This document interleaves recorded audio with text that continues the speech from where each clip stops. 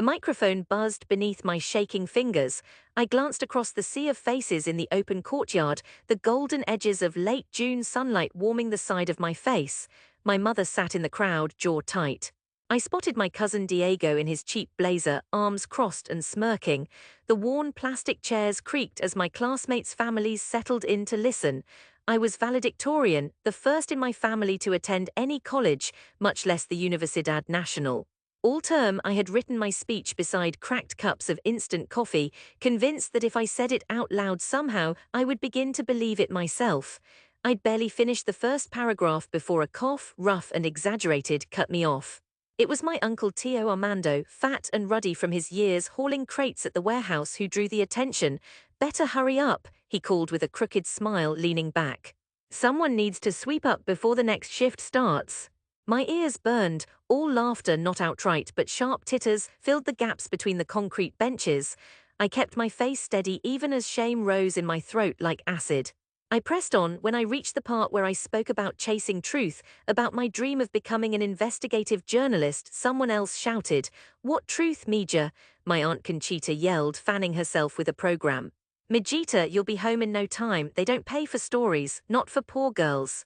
That got larger laughter. I saw the principal shift, embarrassed but silent. My friends avoided my gaze. For a moment I tasted rage.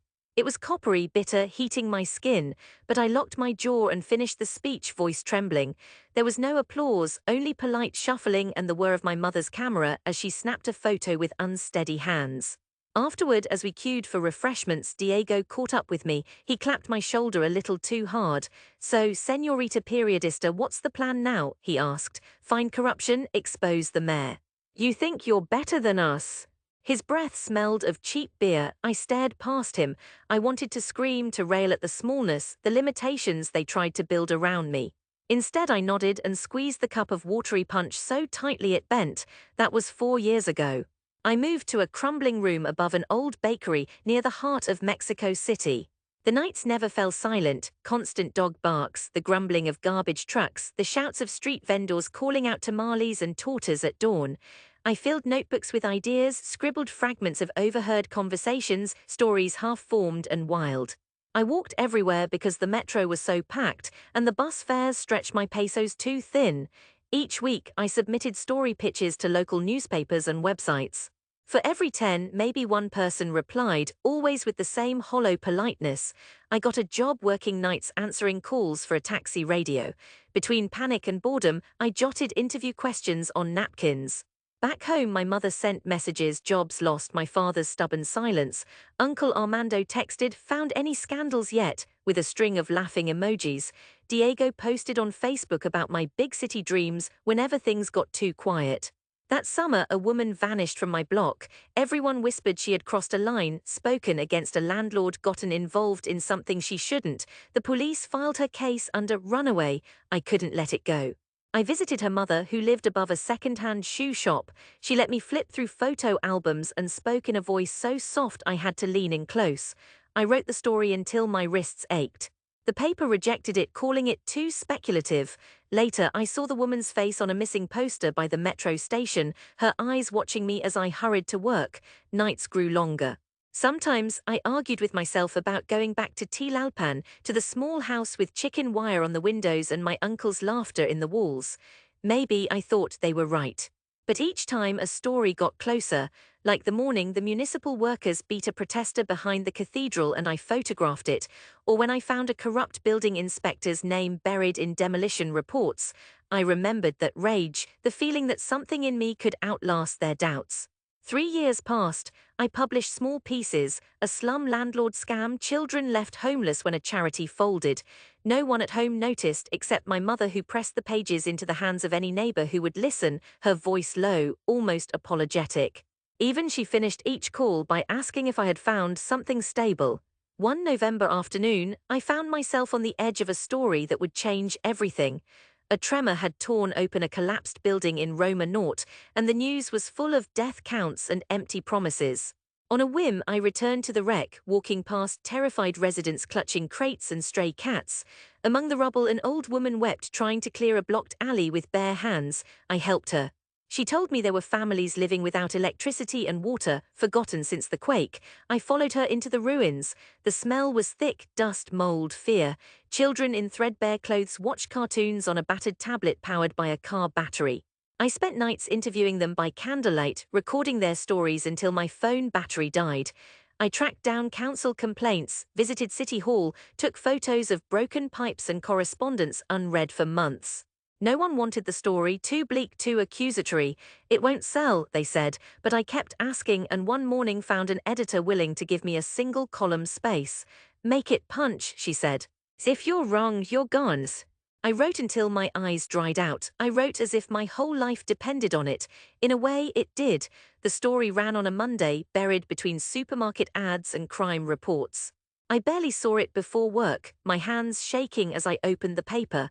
By mid-morning, my phone began vibrating, first a journalist from another publication, then a city official wanting to clarify, then an activist wanting to meet.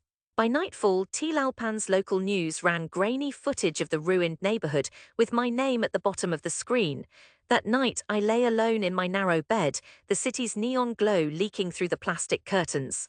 I wept not from relief or joy, but from something deeper. The rage was still there, flaring up as I thought of everyone who said I'd never last in this city, who'd laughed at the thought of a poor girl spotlighting injustice. The next weeks were a blur. My story forced the authorities to supply water tanks and temporary housing. Journalists called for interviews and my inbox filled with offers, real jobs, not just freelance scraps. Later, my mother's voice changed. She called, proud but cautious. Your uncle says it's only luck, she said once, but I could hear something in her tone softening. But I tell them she works so hard, Mija. She does more than all of you. I didn't return home right away. There was too much work, too many stories. Recognition brought new problems, competitors, angry officials, threats scrawled in crooked script beneath my apartment door. But each time I faced down the city's hostility, I remembered the courtyard at my graduation. I remembered the faces twisted in amusement, the way they measured me and found me lacking. Last winter, I decided to go back. I kept it quiet, telling only my mother I'd be home for Christmas. I arrived at dawn, my old suitcase banging against the cobblestones. The street hadn't changed, patched pavement, faded murals, the heavy scent of boiled beans in the alleys. At home, my mother met me with a tired smile and pulled me into a hug. Her arms felt smaller, bonier, but her grip was steady. The rest of the family arrived throughout the morning, arms full of tamales and beer boxes. Diego wandered in, hair thinned, his wife in tow. My Aunt Conchita wore a new dress, crimson and too tight. Tio Armando appeared last, still thick-necked, his eyes scanning me with suspicion. After breakfast, as the family clustered around the battered TV, my mother turned to me. They're coming for you, she whispered, her lips close to my ear. Be strong. What did she mean? I barely had time to ask. Outside, a honk sounded. I heard voices, a trio of local women jostling in through the door, their faces alight. She's the one exclaimed. The journalist from the papers, look, see. She waved a copy of a national magazine, the cover wrinkled. My face was on it, smaller than the letters, but there. Conchita's eyes widened. Diego snorted but turned the page. Even Tio Armando reached for it with a meaty hand. The room filled with noise, questions, comments, comparisons to television anchors. I could feel the heat rise in my cheeks, the old urge to shrink away, but I gripped the chair's arms and met their gaze. She changed things, you know, the woman insisted, gesturing at me. That story, my niece lives there, they have running water now, they fixed the power because of her. Diego tried to interrupt. Well, anyone could have. No, Diego, she cut in, voice sharp. She did it, she saw them, no one else did. I heard the words but hardly dared believe them. My family fell into an uneasy hush. Tio Armando cleared his throat as if preparing a joke but said nothing. Instead, my mother brought out a folder, every article, every clipping she'd saved, even the small pieces from student magazines. She never stopped, she said softly, holding up a photo of me with a crooked smile, hair still in my graduation braid. Across the room, I caught Diego's eye. I didn't see mockery this time, just confusion, maybe even respect. Or resignation. Later, when the visitors left, my uncle cornered me near the kitchen. He picked up the magazine with my story inside, turning it over in his hands. You made something from nothing, Emilia, he said finally. More than I ever did. His words were gravel. I was wrong.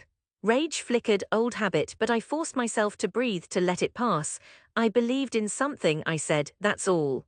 We stood in silence, the refrigerator humming. Outside, I heard the city waking, a bus stalling, a child crying, dogs barking. It used to sound like chains. Now it sounded like home.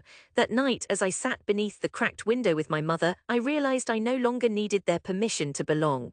I had carried their voices into every sleepless night, every risk I took in the city, but now their scorn no longer defined me. I'd turned rage into resolve. I'd made my own place, forged by struggle and not by their blessing. Still, as my mother took my hand and squeezed it, her skin rough with years of labor, I let myself hope that finally the walls they'd built around me could come down, not because they apologized, but because I had outgrown them. I stayed a week listening to their stories, walking the streets where I'd once dreamed in secret. Each alley, each sun-bleached doorway felt different, stripped of threat. A few neighbors approached me, sometimes shy, sometimes bold. "You help people, Verdad?" one old man asked, gripping my hand. "Thank you, Señorita Periodista."